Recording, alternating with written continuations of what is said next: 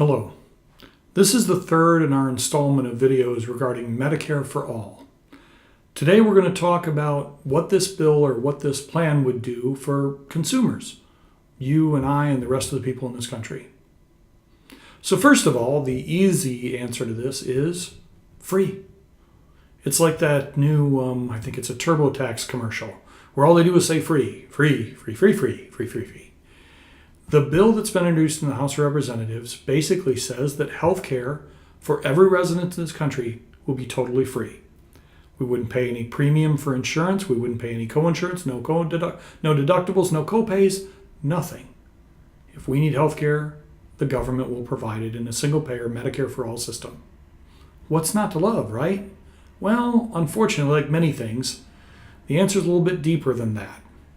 Now, there's an awful lot of unknown in the bill, huge parts of unknown. And because of that, we really can't assess whether this is good or bad for any individual. But let's make some assumptions. So first of all, what's not in the bill is how are providers, how are hospitals and physicians and other practitioners going to get paid? So for purposes of this discussion, I'm going to assume that they're going to get paid the way Medicare pays them right now. Fee-for-service environment at Medicare rates. Okay. The other thing we don't know is how are we going to pay for this? There is no mention at all in the bill on how it's going to get paid. We can assume that there will be some combination of an increase in income taxes and corporate taxes. There has to be some way to pay for it because it's going to cost almost $2 trillion. So we're going to work with the assumptions that providers will get paid Medicare rates and that it'll get paid for through a combination of income, personal income taxes, and corporate taxes. Okay. So with those assumptions, now let's think about what's the most likely scenario, or what are some of the harmful side effects, if you will, of this prescription to cure our healthcare woes. The biggest questions that come to my mind are what happens to quality and access in this environment? So the most likely scenario in this is, first of all, there will be an incredible increase in the demand of healthcare services. Something on the order of 20 million people will suddenly have an insurance card with free healthcare for the first time in their lives. That's the number of uninsured right now, even with the Affordable Care Act. In addition to that, millions and millions of people who are quote-unquote underinsured, meaning that they have large deductibles or heavy co-insurance or co-pays that they can't afford, will suddenly have access to free healthcare. Non-citizens in this country, illegal aliens or undocumented aliens, will suddenly have access to these cards. So there will be an awful lot of pent-up demand and an increase in the demand of services. We saw this when the first Affordable Care Act exchanges were introduced. Those individuals that got health care for the first time had a lot of need and used those services pretty dramatically. So we're going to take a delivery system that's already in some areas pretty well stretched, and we're going to put enormous demand pressure on it. Now, that in and of itself is concerning because it will create problems with access. Combine that with the fact that I would expect a reduction in the supply of healthcare services, and we have a very dangerous situation. Why would I think there's a reduction in supply? Well, if you think that all of the physicians, for example, are going to get paid at Medicare rates, for many physicians, that's significantly below how they're currently being paid. They're going to see a drop in income. Their salaries are going to go down.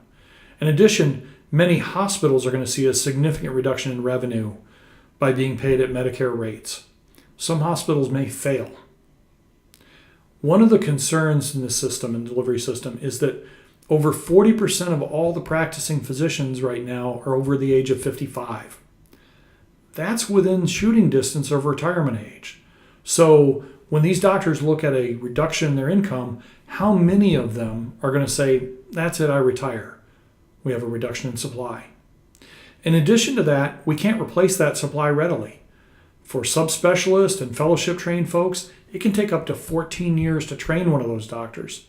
So just saying, hey, we need more doctors doesn't mean that they can go to a 6-week course and we suddenly have more of them. Doesn't work that way.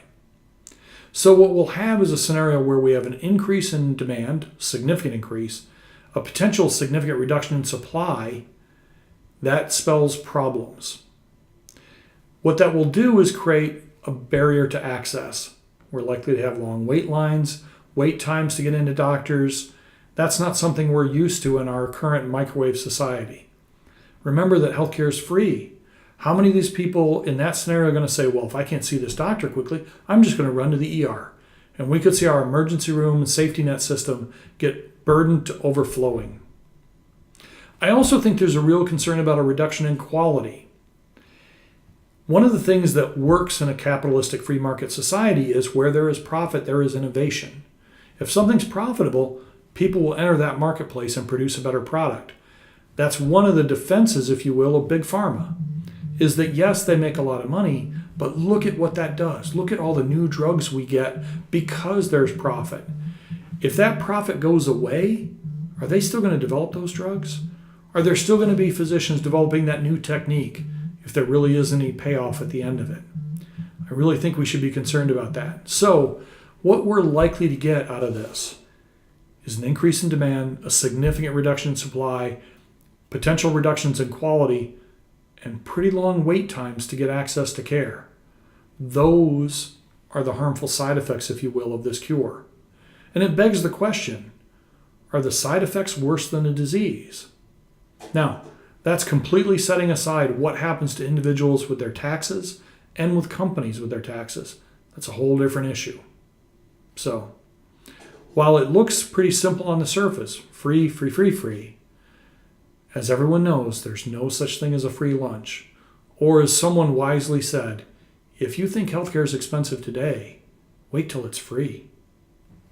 Thank you.